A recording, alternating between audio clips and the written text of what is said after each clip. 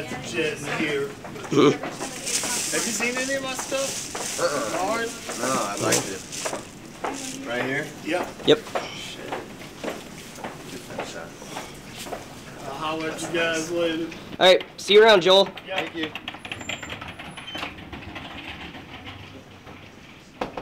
My influences came from the 60s, you know, pop art. What really made me want to be an artist professionally was when I was 11 years old.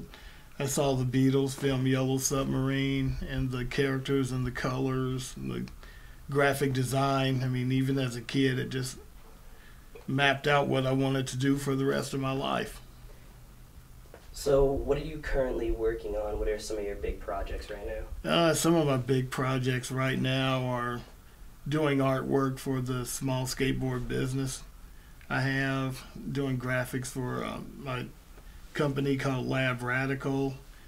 It's a small skateboard business, but it's gaining popularity. We were looking through different names. Originally, I wanted it to be Lab Rat Skates. That was taken by a company. Lab Rats, R-A-T-Z, taken.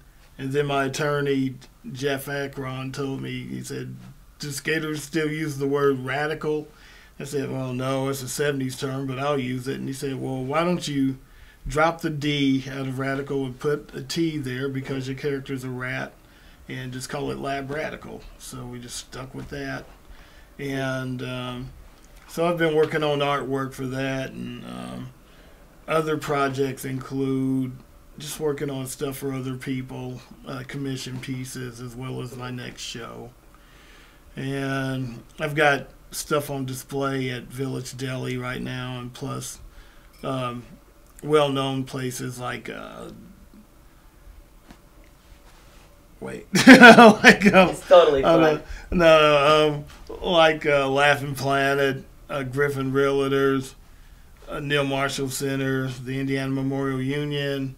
Some of my work is owned by the Indiana State Museum, and currently I'm in negotiations with an agency in Chicago to be represented and have my first agent. Where do you see your art going, or where do you want to take it? You talked about Chicago, and you talked about your skateboard company, and it's in a couple of local Indiana shops around the southern. Yeah. Do you want to break into other shops, or like where do you see your art projects in the future? Well, I mean, the art definitely. I want to do gallery art, and I mean, in major galleries, like you said, big cities. That's my dream. That's my main goal. The thing about my art is that it's accessible to being in a gallery or, you know, commercially, like whether it's a T-shirt or posters, you know. And I want to make it accessible to where, you know, whoever can't afford a painting, you know, maybe they can afford a print or, you know, a T-shirt or, you know. I want it to be something everybody can afford in one way, shape, or form or another. And the skateboarding, I mean, yeah, I would like to one day make a proposal to a bigger company, you know, and see if I could either get a partnership or something, or do my own thing and have it expand in a bigger city, like maybe California, and, you know, where skateboarding, you know, pretty much originated. But if I, you know, having what I have right now, you know, even though it's small, I'm still grateful, you know, because it's, you know, giving other people the opportunity to skate, you know, it's helping me, you know, learn the business end of everything, but also it makes me feel good that I have a product out there helping people skate at an affordable price. But it's not really about, in the skateboarding thing, it's not so much about the money. It's about, you know, skating has been a part of me ever since '76. So it's like, I still do it. I don't get to do it as much, but at the same time, I like it like somebody likes basketball. I mean, it's just a part of me. But I like skateboarding because it's a little bit more personal to me. It's hard to explain, you know, that to people about skateboarding, how it can be a personal thing. You know, I mean, some people consider it a sport. At one time, I wanted to, like in the 70s, I wanted it to be a sport so bad just so it could get recognized. And now that it's being called a sport, I don't like it being called a sport because it's such a personal thing. I don't want it to get so commercialized that it takes away from the individual's, just inner, I don't know. I mean, just, everybody I know and talk to about skateboarding, they say it's so personal.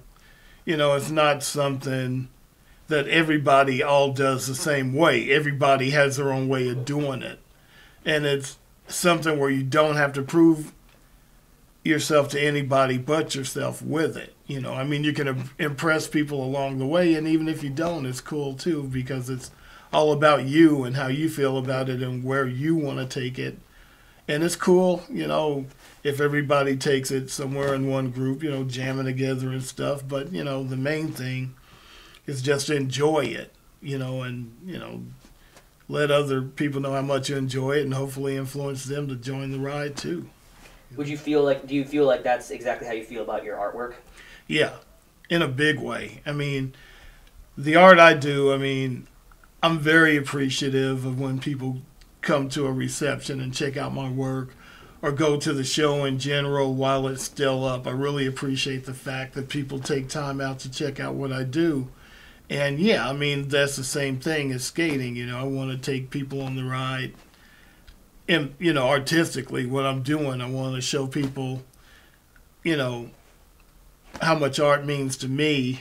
And I also want to show people, that, hey, you can do this too. Hopefully, I hope to influence people in some way or another, And it doesn't even have to necessarily be in art, you can look at someone doing something they have a passion for and then go off and do something that's totally the opposite, and just